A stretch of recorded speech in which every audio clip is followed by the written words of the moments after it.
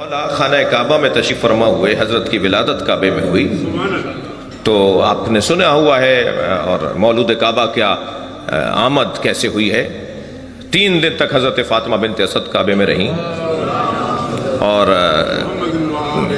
کعبے میں بھی دروازے سے نہیں گئیں، اس لیے کہ اگر دروازے سے جاتی تو کہا جاتا کہ یہ نہ جاتی تو کون جاتا، چابی تو ان کے شوہر کے پاس تھی، بھئی ان کے گھر کا ہی تو تھا، تو دروازے سے نہیں جائیں گی جو تاریخ لکھے کہ بھئی انہی کا گھر تھا، انہی کا اختیار تھا، انہی کے بچے تو پیدا ہوتے وہاں، انہی کے بچے تو دنیا میں آتے وہاں، لہٰذا بی بی خانہ کعبہ میں دروازے سے نہیں گئی ہیں، دیوار سے گئی ہیں۔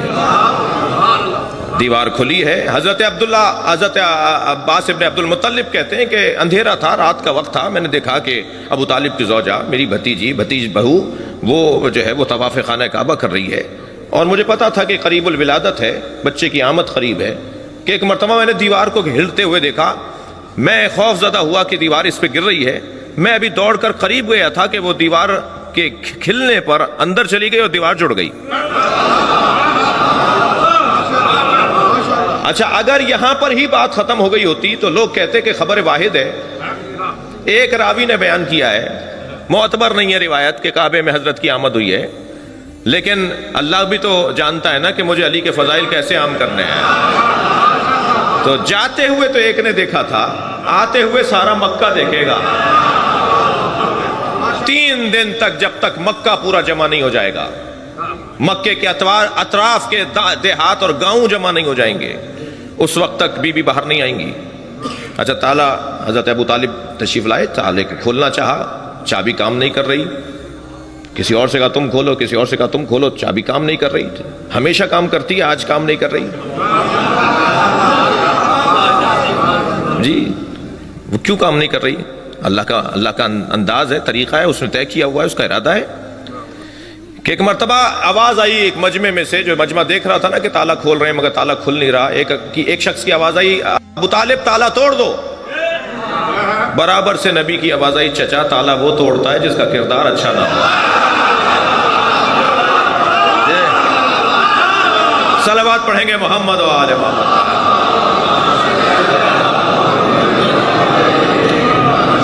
جب اللہ نے طے کر لیا کہ اب تالا کھل جائے تو تالا کھل گیا۔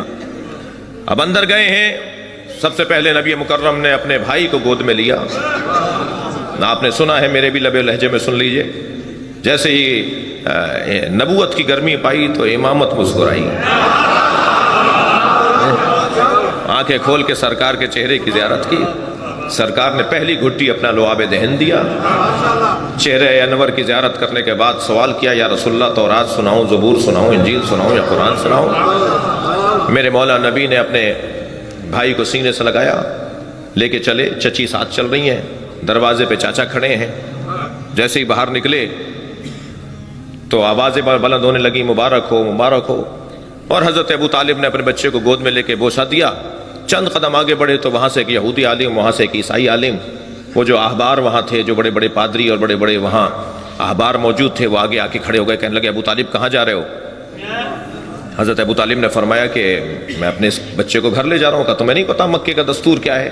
تم تو رئیس مکہ ہو، تم مکے کے بڑے ہو، تمہیں نہیں پتا کہ مکے کا دستور کیا ہے؟ جب کوئی بچہ دنیا میں آتا ہے تو اسے اس پتھر پہ لٹا دیا جاتا ہے، ایک سفید رنگ کا پتھر رکھا ہوا تھا، اور بچے کو لٹا کے پیچھے ہٹ جاتے ہیں تو ایک اژدہا نکل کر آتا ہے، وہ بچے کو اگر تکلیف پہنچاتا ہے تو ماں باپ کی مذمت کی جاتی ہے کہ حلال ہی نہیں ہے، اور اگر بچے کو تکلیف دیے بغیر وہ چلا جاتا ہے تو ماں باپ کو مبارکباد دی جاتی ہے کہ حلالی ہے۔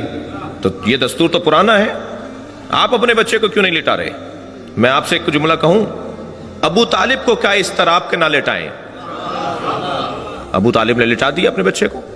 کچھ دیر بعد اژدہا نکل کر آیا، اور ایک مرتبہ اژدہے نے جیسے ہی پھن پھیلایا میرے مولا علی کے اوپر، میرے مولا نے ننھا سا ہاتھ بلند کیا، اس کے ایک گال میں دیا۔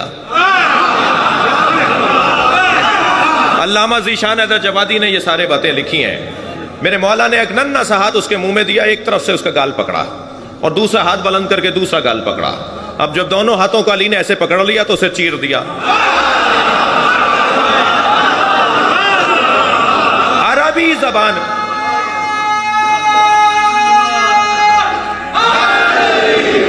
بھائی، میں اب جو جملہ کہہ رہا ہوں نا اس پہ اچھا رسپانس چاہتا ہوں آپ سے، اچھا عکس العمل چاہتا ہوں آپ سے۔ عربی زبان میں سانپ کو کہتے ہیں حیا، اور کسی چیز کے پھاڑنے کو کہتے ہیں درہ۔ جیسے ہی حیا درہ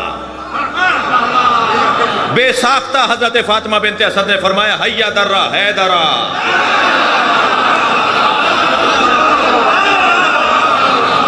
ہے درہ ہے درہ۔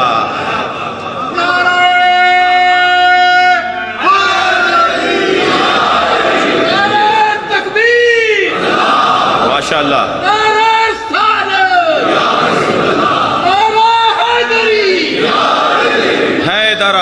درہ، آوازیں بلند ہونے لگی، حیا درہ حیا درہ حیا درہ۔ جب آپ بار بار جلدی جلدی حیا درہ کہیں گے تو آواز آئے گی ہے درہ ہے درہ حیدر حیدر حیدر۔ ایک دوسرے کو دیکھ کر کہنے لگے حیدر، اس نے سانپ کو مار دیا، اس نے اژدہے کو پھاڑ دیا۔ حضرت ابو طالب فوراً آگے بڑھے، اژدہا چیرا ہوا اور پھٹا ہوا پڑا تھا۔ میرے مولا ابو طالب نے اپنے بچے کے سینے کا بوسہ لیا، ہاتھوں کا بوسہ لیا، پیشانی کا بوسہ لیا، گلے سے لگایا، لے کے چلے۔ یہی سارے مولوی، سارے ملا، سارے پادری، سارے احبار، یہ سارے سامنے آ کے کھڑے ہو گئے، کہنے لگے ابو طالب کہاں لے جا رہے ہو؟ حضرت ابو طالب نے فرمایا اب کیا مطلب ہے؟ تم نے کہا تھا لٹا دو، میں نے لٹا دیا۔ کہنے لگے ابو طالب تمہارے بچے نے کسوٹی توڑ دی، تمہارے بچے نے پیمانہ توڑ دیا، آج کے بعد کیسے طے کریں گے کون حلالی ہے؟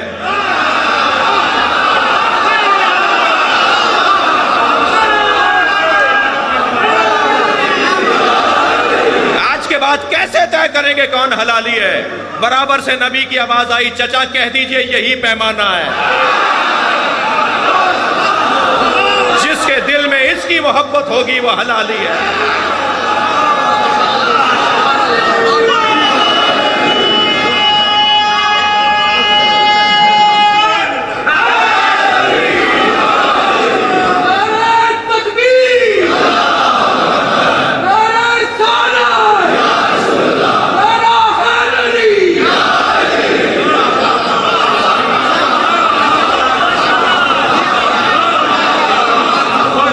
صحاب پیغمبر کہتے ہیں کہ جب کوئی نیا مسلمان ہوتا تھا، کننا نعرفو،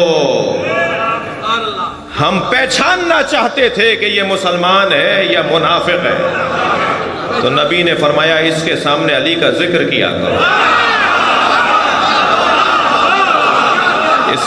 اس کے چہرے کا رنگ بتائے گا کہ مومن ہے یا منافق ہے۔ یہ اہل سنت کی کتابوں میں لکھا ہوا ہے، پہچاننے کا ذریعہ، تعارف کا ذریعہ کہ کون مومن ہے کون منافق ہے، وہ مولا علی کی ذات ہے، مولا علی کا ذکر ہے۔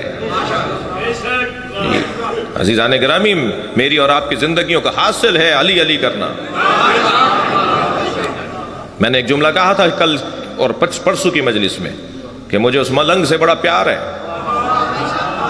جو گلی کوچوں میں جا کے کہتا ہے آج نہیں کل سب علی علی کہیں گے۔ ایسا ہی ہوگا انشاءاللہ، ایسا ہی ہوگا۔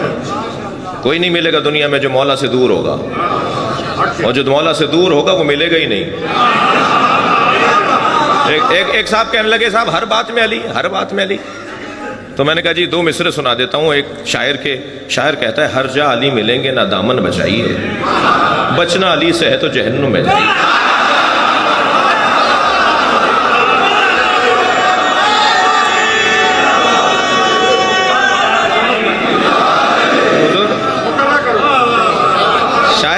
ہر جا علی ملیں گے نہ دامن بچائیے، بچنا علی سے ہے تو جہنم میں جائیے۔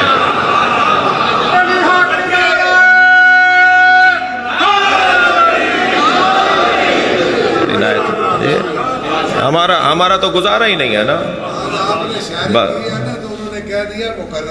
جی جی جی، نثر میں مقرر نہیں ہوگا۔ ایک صلوات پڑھیں ذرا محمد والے۔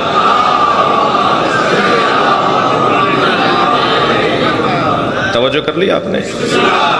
اچھا، اتنا اس نام سے پیار کر لیجئے، اتنا اس نام سے عشق کر لیجئے، کیونکہ اس کے بغیر کہیں کا گزارا نہیں ہے۔